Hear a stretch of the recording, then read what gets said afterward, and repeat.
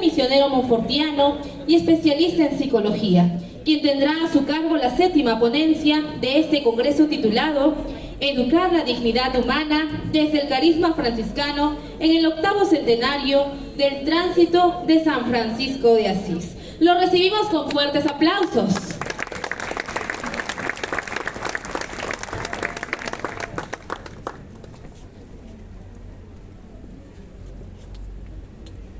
Muy bien, buenos días. ¿Se escucha bien? Sí. Fuerte, claro. Hace un tiempo, menos mal un tiempo considerable, el profesor Hugo Alarcón, director de este colegio, me invitó a compartir con ustedes, pero sinceramente frente al título me asusté. Educar en la dignidad humana desde el carisma franciscano. Les confieso que apenas había empezado a leer la carta de la Sagrada Congregación para la Doctrina de la Fe, que habla sobre la dignidad humana, ¿no?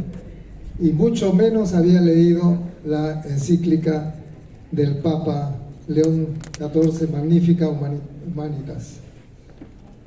Y la segunda parte era más complicada todavía, porque es el carisma franciscano, y yo no tengo el carisma franciscano. No sé por qué el profesor Hugo me pidió eso a mí y me lanzó ese reto, pero inmediatamente me acordé que, creo que algunos de ellos están acá presentes, que hace unos años me llamó el que era secretario del provincial de ese momento para que predique, ahora es obispo de San Ramón, me parece, ¿no? Padre Pedro, para que predicase el retiro a los franciscanos. Dije, wow. Yo no sé el carisma franciscano, no conozco, no soy franciscano. ¿Y por qué me pide eso, no? Además, doctores tienen los franciscanos, ¿no? Doctores tiene la iglesia. Y después, pensando, me di cuenta que durante la pandemia, no sé si fue, yo había profundizado la espiritualidad franciscana. Había leído mucho sobre San Francisco, no sé por qué, porque lo que me motivó a eso fue este pequeño libro. ¿Lo logran mirar? Es un pequeñito, ¿saben qué es? La regla de los hermanos menores. Miren ese pedacito de cosa. Bueno, ahora tendrán actualizado por el Vaticano II las constituciones, ¿no? Pero esta es la regla, la bulada, ¿no? Y la otra cosa que me llamó la atención, que en esos días llegó a mis manos la liturgia de las horas propio de la familia franciscana. Y entonces pensé que esta cosa tan chiquita había producido tanta santidad. Casi hay un santo para cada día. Entonces dije, ¿qué cosa hay acá? ¿Qué cosa hay acá? Y lo que hay, descubrí que es evangelio. Porque San Francisco es evangelio. Vivir el evangelio. Y como eso es lo más cristiano que hay, pues eso produce la santidad. Entonces eso me llevó a aceptar este reto. Bueno, en la primera parte, como les digo, le agradezco al profesor Hugo porque me ha invitado, con esta invitación me ha invitado a profundizar la carta encíclica Magnificat Humanitas del Papa León XIII y lo que escribió la Sagrada Congregación para la Doctrina de la Fe sobre la dignidad humana. Entonces la primera parte será eso, ¿no?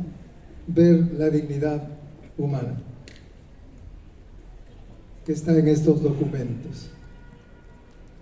La primera cosa es aclarar términos. Siempre tenemos que tener claros los términos, porque si no entramos en una confusión, para saber de qué se está hablando. La dignidad de la persona humana a la luz de la antropología cristiana, como no podía ser de otra manera, ¿no? Todos nosotros lo vemos a la luz de la antropología cristiana, de la visión del ser humano que tiene el cristianismo. En primer lugar, la dignidad de la persona humana como criterio para orientar el progreso técnico. Con su doctrina social, la Iglesia tiene una doctrina social, ¿no?, que es la dimensión social del Evangelio.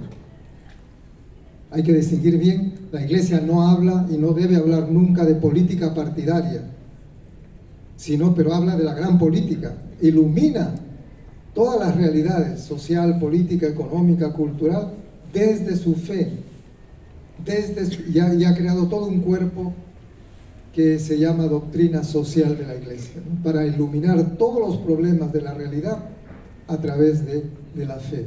El bien común, la solidaridad, la subsidiariedad. La Iglesia acompaña todas las transformaciones del cambio de época, porque nada que sea humano le es extraño a la Iglesia.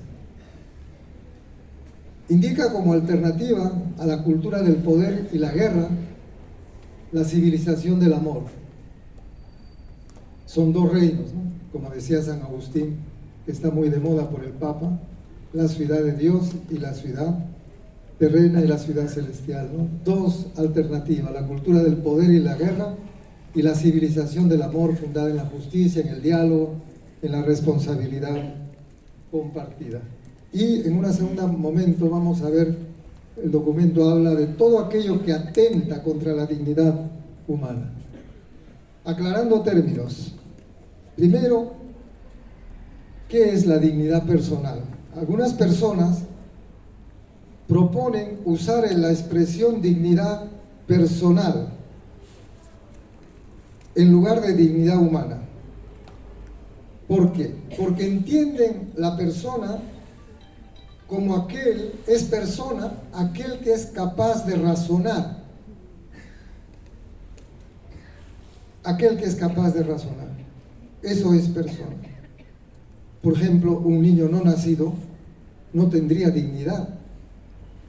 En este sentido, un anciano incapacitado tampoco tendría dignidad. Los discapacitados mentales tampoco tendrían dignidad. Persona es solamente aquel que es capaz de razonar. Y todos estos no tendrían dignidad, porque no son capaces de razonar. El otro término que hay que distinguir es dignidad moral. Es decir, el valor de una persona se relaciona con su conducta moral, su comportamiento ante la sociedad, su conducta moral. Si los individuos eligen su libertad contra la ley del amor, pues al cometer esos actos de maldad con incalculables consecuencias para los otros, según esta visión no tendría dignidad. No tendría dignidad. El valor de una persona se adquiere en la sociedad a través de su conducta. La dignidad moral está directamente vinculada al comportamiento de la persona y al uso de su libertad individual. Si hace mal uso de su libertad individual en prejuicio de los demás, no tendría dignidad. El otro concepto es la dignidad, la dignidad social, es decir, el respeto que recibe una persona de la sociedad. Por ejemplo, un profesional, ¿no?, un científico, tiene una dignidad social. La dignidad existencial alude al modo en que la persona se percibe su valor, el valor de sí misma. Es una dignidad existencial. Por ejemplo, una persona tiene una alta autoestima, ¿no? Entonces tiene una dignidad existencial porque se percibe con valor en sí mismo. Y la dignidad ontológica, de esta va a hablar sobre todo el documento. Pertenece a la persona simplemente por existir, simplemente por ser persona, más allá de cualquier otra categoría. ¿Por qué? Porque es querida, creada y amada por Dios. Y esa dignidad es ontológica, o sea que está en el ser, es suficiente ser humano para tener dignidad, es indeleble. o sea, no se borra, no se la puede quitar por nada, permanece válida más allá de cualquier circunstancia en que la persona pueda encontrarse.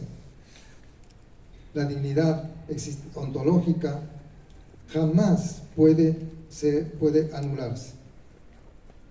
No sé si ha quedado claro estas tres identidades, ¿no? Vamos a hablar sobre todo, y el documento habla sobre la identidad ontológica de todo ser humano. Y después también, detrás del rostro detrás de cada rostro hay una persona, una dignidad inviolable e inalienable.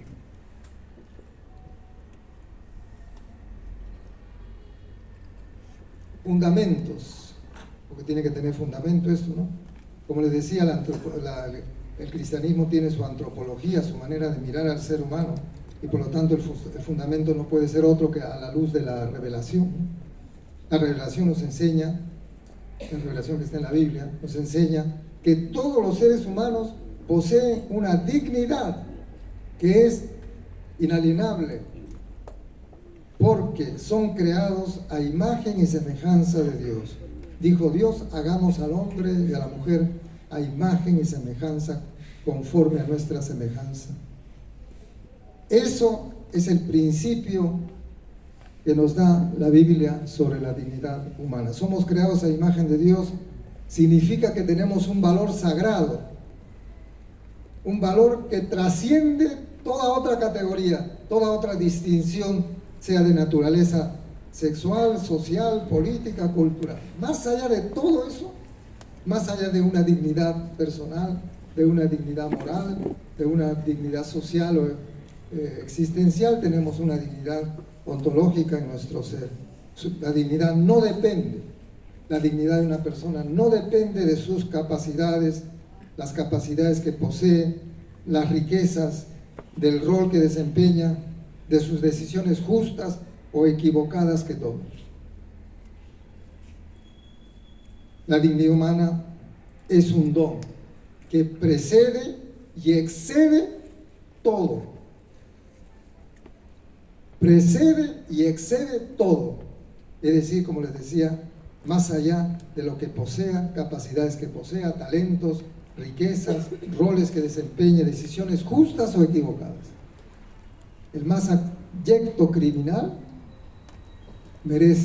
tiene dignidad humana, no la ha perdido. Por eso es que la pena de muerte, algunos cuestionan que podría atentar contra la dignidad humana. La dignidad fundamental de cada persona no se adquiere, no es un premio, no hay que ganarla, no necesita ser demostrada. Por el hecho de ser humano ya la tienes. El valor de la persona es superior a todas las cosas. Sus derechos y deberes son universales, los derechos humanos, ¿no? Universales e inviolables, porque son inherentes a la persona humana y a su dignidad. Entonces la dignidad pues no es algo que se otorga a la persona en función de sus dones o de sus cualidades, y no es algo que pueda ser retirado. Es anterior a cualquier reconocimiento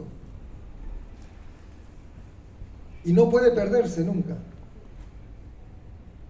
Por eso decía el Papa Juan Pablo II, la dignidad humana es un valor evangélico.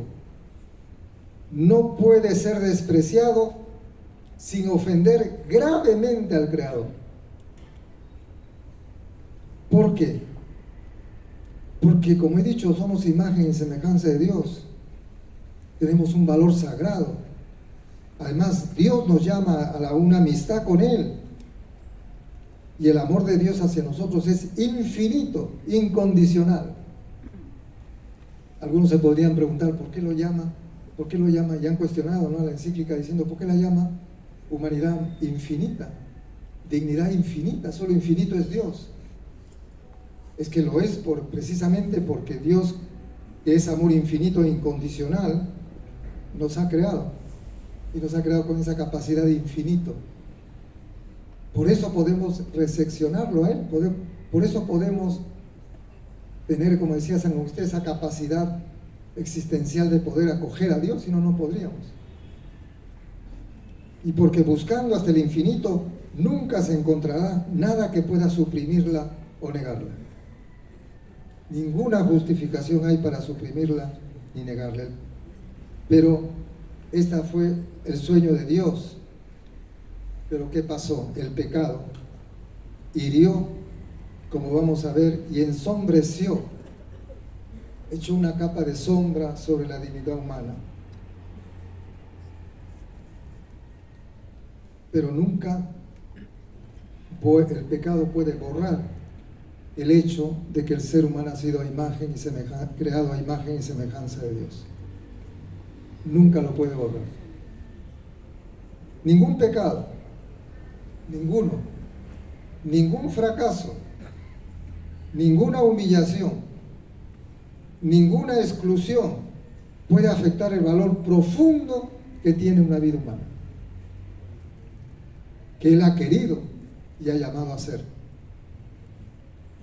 Por eso debemos trabajar con todas nuestras fuerzas para que todos aquellos que han obrado mal se arrepientan y se conviertan. Esa es la tarea de la iglesia, en primer lugar. O sea, vuelvan a tomar conciencia de su dignidad, que ni siquiera sus errores se la pueden arrebatar.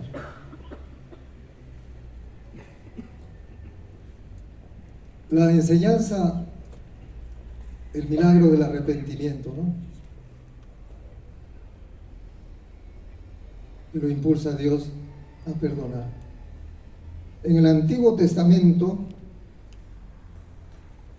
dice los profetas que Dios escucha el grito de los pobres, que se apiada del débil y del pobre, que defiende la causa de los miserables, que hace justicia a los oprimidos. O como dice el Éxodo, clamaron por ayuda y su clamor llegó hasta Dios.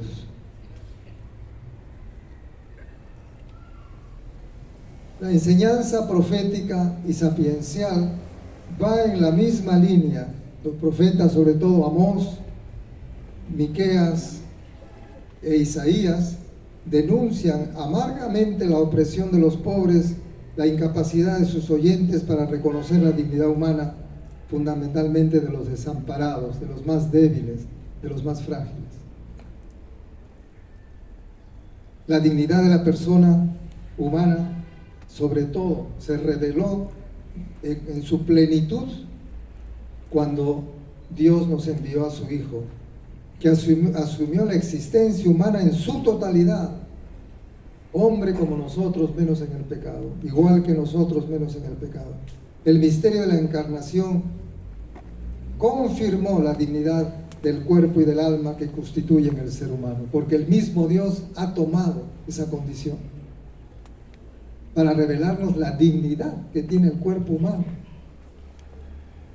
no como los filósofos antiguos que consideraban el cuerpo enemigo del alma. Mediante la encarnación, Jesucristo confirmó, mediante la encarnación del Hijo de Dios, la encarnación de Dios, la humanización de Dios, Jesucristo confirmó que cada persona posee una dignidad inconmensurable, simplemente por ser humano, porque Él ha tomado esa condición.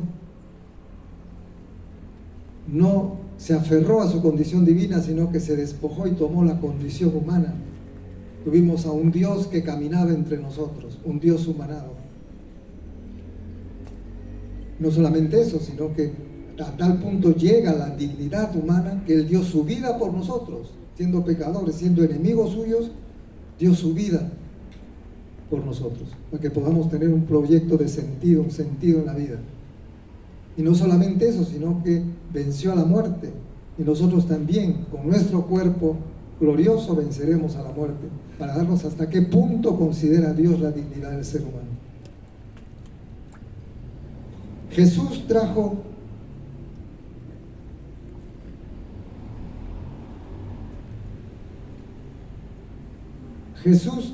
la gran novedad al reconocer la dignidad de toda persona, especialmente de aquellas que eran consideradas indignas. Si ustedes recorren los evangelios, Jesús trajo esa gran novedad, reconoció la dignidad de las personas que en ese tiempo eran consideradas indignas. Y a lo largo de su ministerio público, afirmó el valor, la dignidad de todos los seres humanos que llevan la imagen de Dios, independientemente de su condición social, independientemente de sus condiciones externas. Jesús trató de la misma manera a los ricos que a los pobres, independientemente de sus circunstancias externas. Él dijo que Dios hacía llover sobre buenos y malos. Él amó a los justos y a los pecadores. Él restituyó la dignidad de aquellos que eran rechazados, considerados marginados, excluidos, descartados por la sociedad de su tiempo.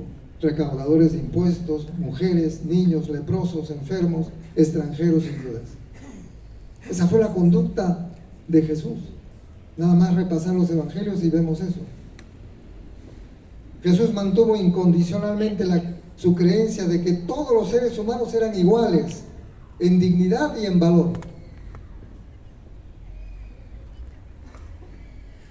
Una de las formas en que Jesús volvió el mundo al revés, porque vino a volver el mundo al revés, a hacer una revolución no política, sino una revolución cultural, religiosa. Puso el mundo al revés, volvió el mundo al revés al conceder a las mujeres exactamente el mismo valor y la misma dignidad que los varones. Eso no se había hecho nunca. Por eso los apóstoles se extrañaban cuando lo veían hablando con mujeres. Eso era impensable en un rabino. Fue el único maestro que contó con mujeres como sus amigas y sus discípulas. Hace poco celebrábamos la fiesta de María Magdalena, la gran discípula de Jesús. Él sana, alimenta, defiende y libera y salva. Es el pastor preocupado por la oveja perdida. Se identifica con el más pequeño de sus hermanos, los vulnerables, los insignificantes, los marginados, los oprimidos, los descartados, los pobres y excluidos e ignorantes. No solamente llegó a identificarse con ellos al punto de decirnos todo lo que hiciste a uno de estos, a mí me lo has hecho. Entonces, pues, la creación y la encarnación, la resurrección, revelan la dignidad humana. La dignidad humana reside sobre todo en que estamos llamados a una comunión con Dios, una comunión que comienza en este mundo, pero está llamada a perdurar para siempre.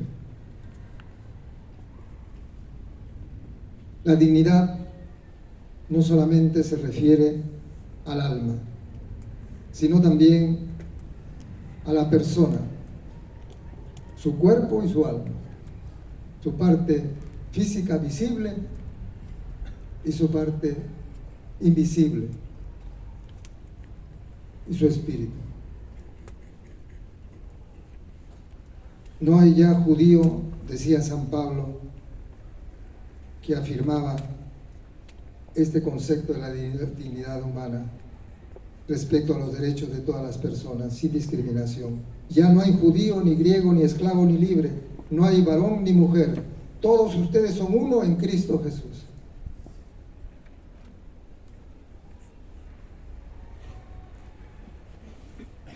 El apóstol Pablo establece igualdad espiritual radical y unidad de todos los creyentes ante Dios, sin importar el grupo étnico o la posición socioeconómica o el género. Todos los creyentes son igualmente aceptados, tienen el mismo valor a través de la fe en Cristo. La Iglesia, a lo largo de los siglos, ha reiterado y confirmado la dignidad ontológica de la persona humana, creada a imagen y semejanza de Dios y redimida por Jesucristo. Todos deben ser reconocidos y tratados por eso, por esa dignidad que brota de ahí, dice la revelación, con respeto y amor debido a su dignidad inalienable.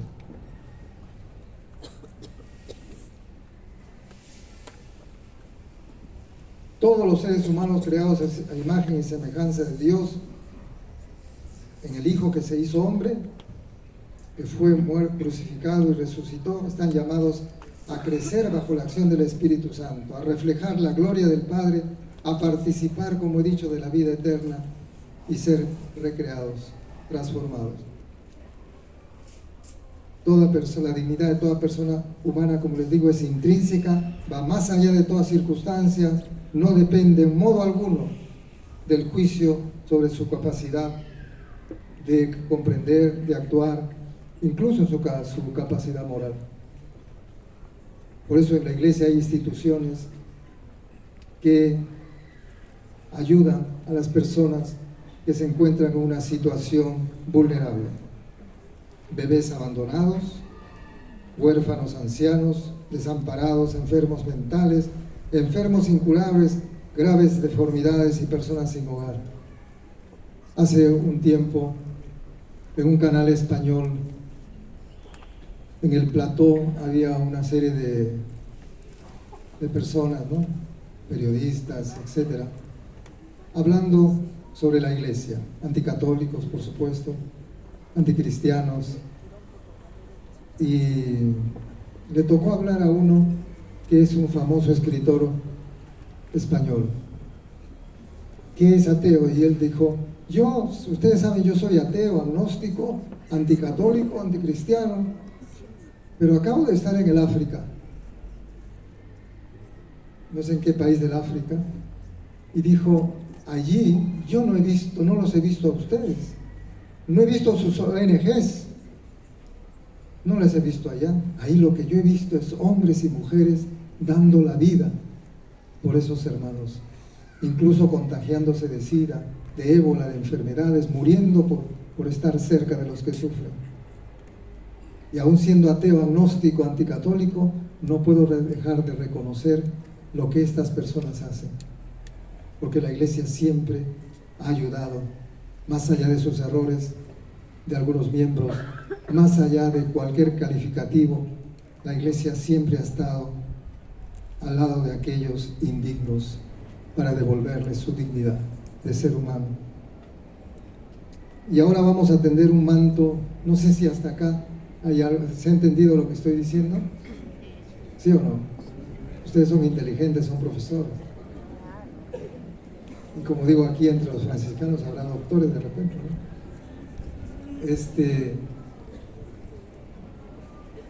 Ahí está pues la dignidad del ser humano, que está llamado a esta comunión con Dios, que va a perdurar para siempre.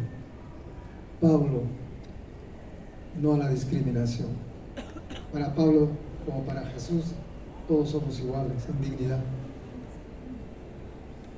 Las personas son aún más merecedoras de nuestro respeto y amor justamente cuando son débiles, cuando sufren, cuando son despreciadas, cuando se les ha robado su dignidad.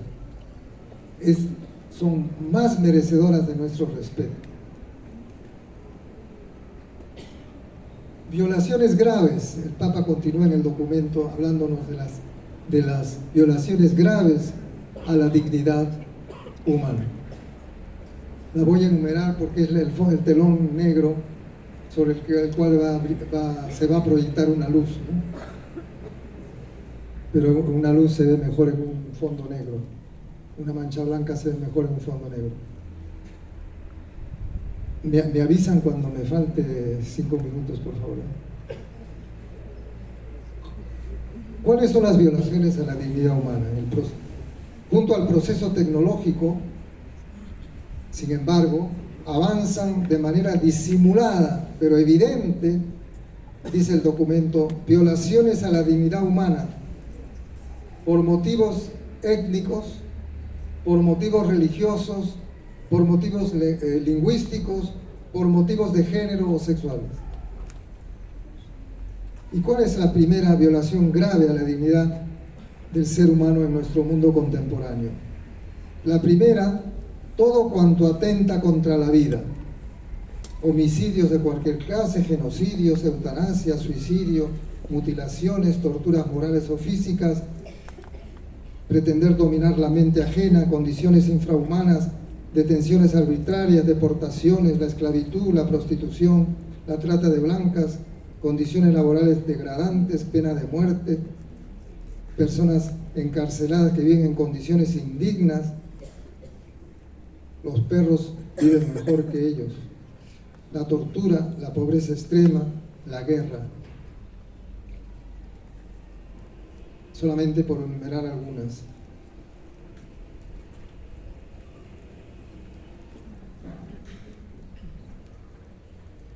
Voy adelantando. La otra es sufrimiento de los emigrantes. Ellos poseen derechos fundamentales inalienables que han de ser respetados por todos y en cualquier situación. Lo cual no significa no combatir las mafias internacionales, ¿no? Pero no por eso pierden su dignidad. Aquí en nuestro país yo lo considero indigno, totalmente indigno, agarrar a una persona, ponerle un chaleco, unas, ¿cómo se llama eso? Esposas. Eso es indigno. Primero porque hay que presumir la inocencia, todavía no se ha probado si es culpable. Y segundo, todavía no ha habido un juicio, ¿no? Y los tienen ahí 3 años en la cárcel. Y después de 3 años, porque conocí una persona muy cercana, después de 3 años lo sueltan porque es inocente. ¿Quién le devuelve la fama? ¿Quién le devuelve? Ahorita el presidente que acaba de salir va a demandar por una millonada al Estado peruano, por el abuso. La trata de personas, el comercio de órganos y tejidos humanos.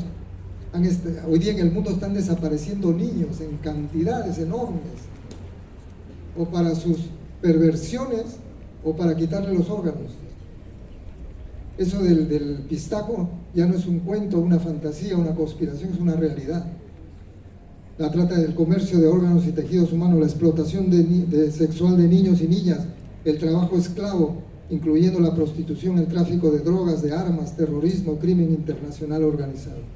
Todo eso atenta contra la dignidad humana.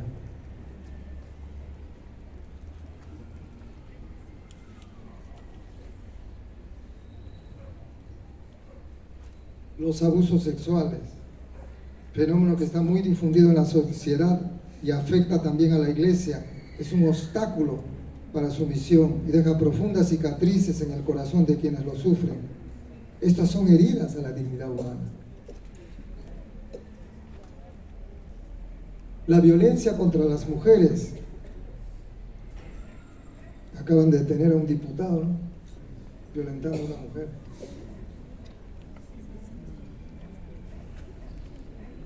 Que tiene la misma dignidad que un varón, idénticos derechos que los varones. Por eso se lucha para que tengan, o todavía no se ha logrado, la igualdad de derechos salariales. Si trabaja un hombre y una mujer, no sé cómo será en la educación, pero si trabaja un hombre y una mujer, más gana el hombre que la mujer. El uso mercenario de su cuerpo, la explotación sistemática de la sexualidad, el acoso laboral, sexual. Otro atentado contra la vida es el aborto. El primer derecho humano es el derecho a la vida, desde la concepción hasta su fin natural. El aborto provocado es una negación a la dignidad de la persona. El asesinato de inocentes y la eutanasia son atentados contra la dignidad humana.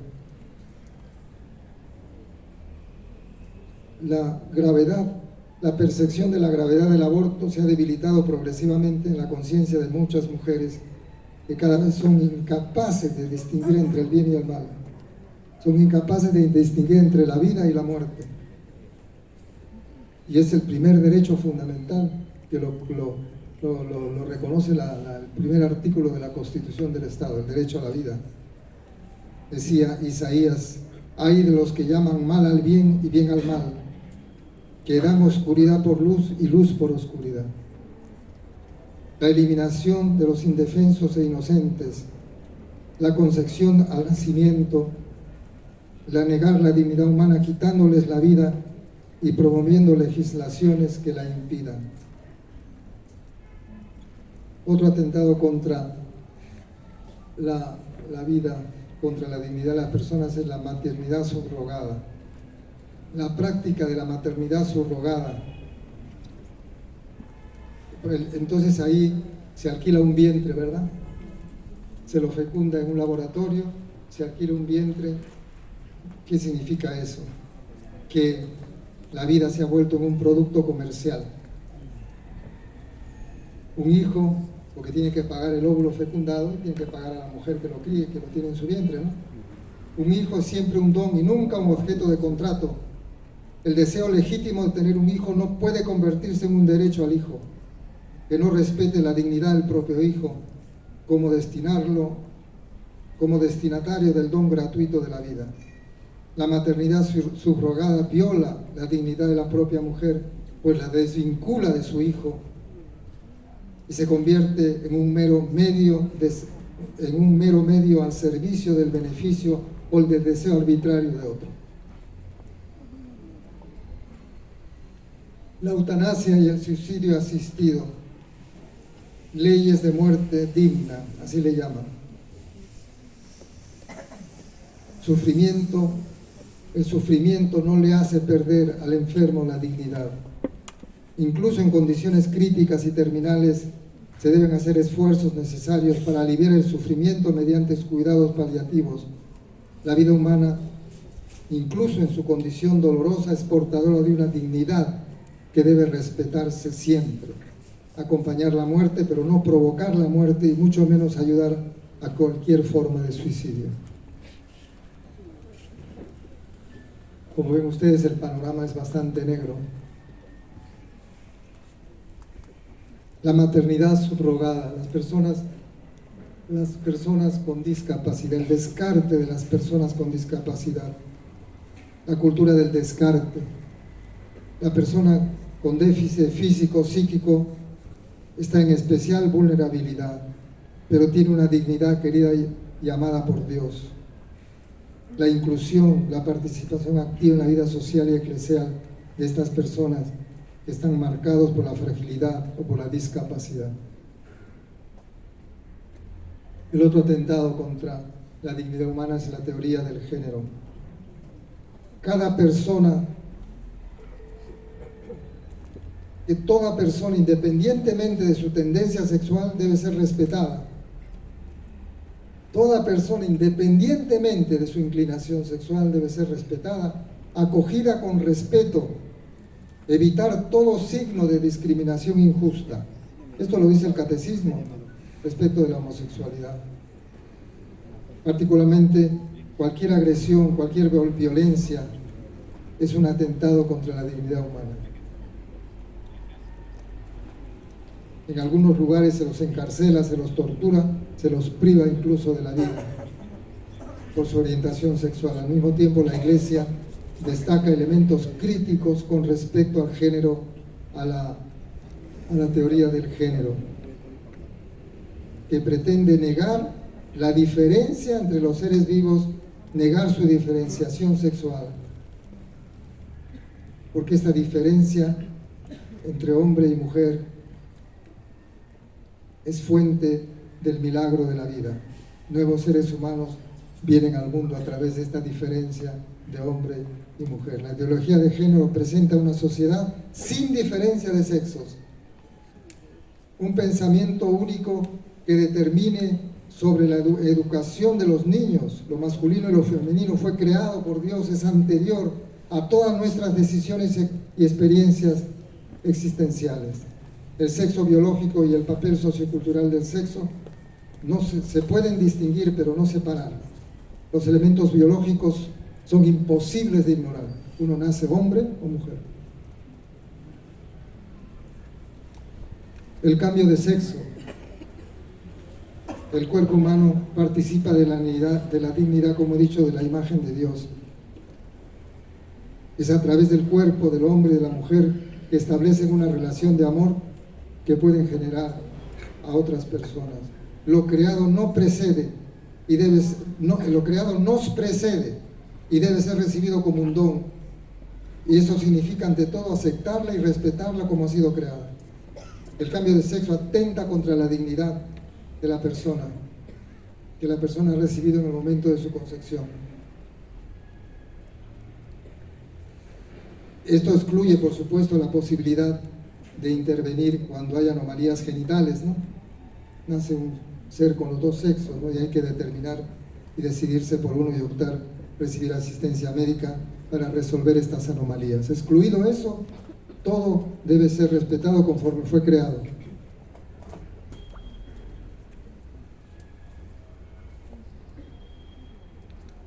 La violencia digital es otro atentado contra la dignidad humana. Las tecnologías digitales ofrecen muchas posibilidades de promover la dignidad humana. Eso es verdad. Pero también pueden llegar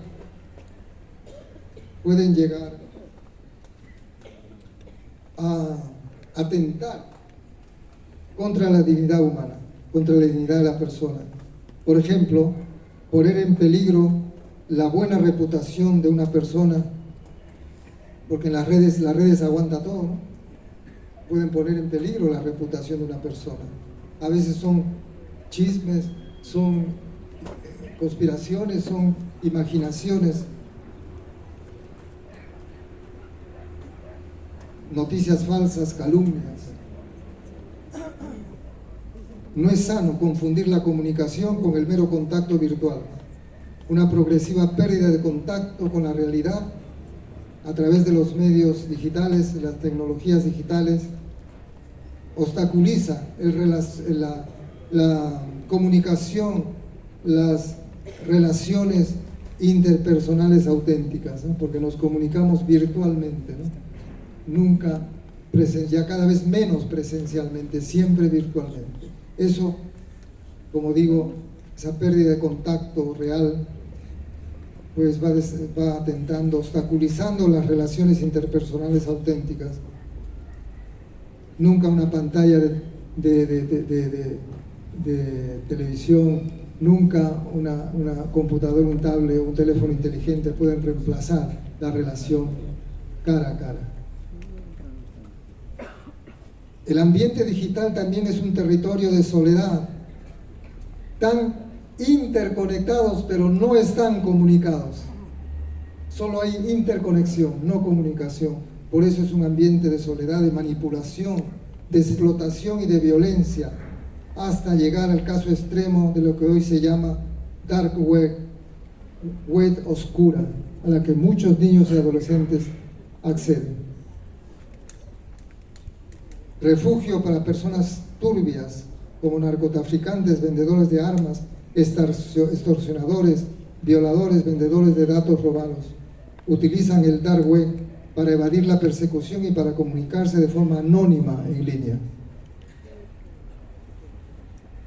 El surface web, el internet visible en espacios públicos, cualquier persona puede usar un motor de búsqueda y verlos, pero en el dark web es una web oscura, anónima. Nuevas formas de violencia se difunden, por ejemplo, en ciberespacio, la difusión de la pornografía. Hoy los niños, desde niños, solamente con apretar un botón en el teléfono inteligente acceden a la pornografía. En algunos países han bloqueado para los jóvenes esas páginas. La explotación de personas por fines sexuales mediante el juego de azar. Cada individuo se convierte en objeto de miradas que hurgan, que desnudan, que divulgan frecuentemente de manera anónima. El respeto por el otro se hace pedazos, invadir su vida hasta el extremo. El lado oscuro del progreso digital, la tecnología no está al servicio de la dignidad humana, sino la perjudica. No promueve la paz, sino la violencia. No respeta la dignidad humana ni promueve el bien. Como decía, el Internet ofrece posibilidades de encuentro, de solidaridad, y es algo bueno, es un don de Dios. Pero los medios de comunicación pueden ayudar a que nos sintamos más cercanos a los otros y percibamos un renovado sentido de unidad de la familia humana que nos impulse a la solidaridad, al compromiso serio por una vida más digna para todos. La búsqueda sincera de la verdad íntegra, el servicio a la cercanía, a los últimos, han de constituir el bien común. Todos estos, dice el documento que es largamente abordado en la primera parte, es un atentado contra la dignidad humana. No olvidar la bondad de todos los seres creados. Los animales merecen respeto. Yo diría, las plantas y todo ser viviente merece respeto al medio ambiente, ¿no?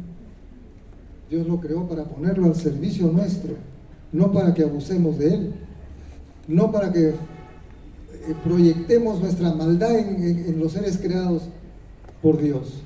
Por eso San Pablo dice la naturaleza, la creación, el mundo no humano, está esperando la liberación de los seres humanos, está esperando que sea vencida la perversidad y el pecado para verse libres de esa perversidad. Me quedan 5 minutos. Bueno, digamos algo sobre el franciscanismo para no dejarlo en el aire. La dignidad humana y el franciscanismo. Promover la dignidad del hombre es inherente a la espiritualidad de San Francisco. ¿Qué duda cabe? Ustedes lo conocen mejor que yo. Pero solamente quisiera hablar de 2 cositas. De ser pobre para los pobres y contra la pobreza. La pobreza tiene 2 componentes para San Francisco y en general para la iglesia, para los cristianos: ser pobre, ser para los pobres, y ser pobres y estar al servicio de los pobres y contra la pobreza. El ideal de una iglesia pobre y para los pobres, ¿no?, que predicaba el Papa Francisco. Bueno, San Francisco, su mensaje espiritual tiene como preeminencia la adoración y la alabanza a Dios, que ustedes conocen perfectamente. El canto a las criaturas está dirigido a Dios. Alabado seas mi Señor. Pero la segunda cosa es el desapego de las cosas materiales. El verdadero mal de la sociedad de su tiempo, de Francisco, embriagada por las primeras experiencias del bienestar, pasaban de la sociedad feudal a la burguesía, por la liberación del feudalismo y el despegue comercial. Había un materialismo práctico, ¿no? Todos conocemos la figura del padre de Francisco. Entonces, siguiendo los movimientos religiosos pauperísticos del siglo XII y XIII, pues Francisco y las órdenes mendicantes, dominicos, servitas, ponen el equilibrio de estas 2 cosas, ¿no? Practicar al mismo tiempo el despojo radical y la atención amorosa de los pobres. Lo mismo que hace la Iglesia, que ha dicho la Iglesia en el Vaticano II. Reúne 2 cosas: la pobreza voluntaria elegida en el seguimiento de Cristo y el interés por el problema de los pobres. Como Cristo realizó la obra de redención en pobreza y persecución, de igual modo la Iglesia está destinada a recorrer el mismo camino a fin de comunicar los frutos de salvación a los hombres. La Iglesia abraza con su amor a todos los afligidos de la debilidad humana. Más aún reconoce en los pobres en los que sufren la imagen de su fundador pobre y paciente, y se esfuerza por remediar sus necesidades y procurar servir a ellos en Cristo. Entonces, ser pobres, en resumen, ser para los pobres, la promoción social, la dimensión social del Evangelio. El Evangelio tiene una dimensión social. El amor a Dios y el amor a prójimo son inseparables, y el servicio a los pobres y el luchar contra la pobreza. Eso es lo que la pobreza radical de Francisco, pues, postula e inaugura una existencia humana que se fundamenta en el valor del uso. 2 túnicas, una capucha, un calzado, ¿no?, para quien lo precise, y los instrumentos de oración y de lectura. Eso es lo que tenía que tener un fraile. La pobreza deshumaniza a pobres y a ricos. Deshumaniza tanto a los pobres como a los ricos. Los hambrientos los puede llevar a una justicia vindicativa, a la destrucción de cuanto existe de inicuo, pero por la incapacidad de construir un mundo más justo y humano. Y a los ricos los puede llevar a la indiferencia. Podríamos seguir mencionando también la humanización por la pobreza, la humanización por la fraternidad, la humanización por la ternura y la compasión en San Francisco de Asís. Pero ese trabajo les queda a ustedes. Muchas gracias.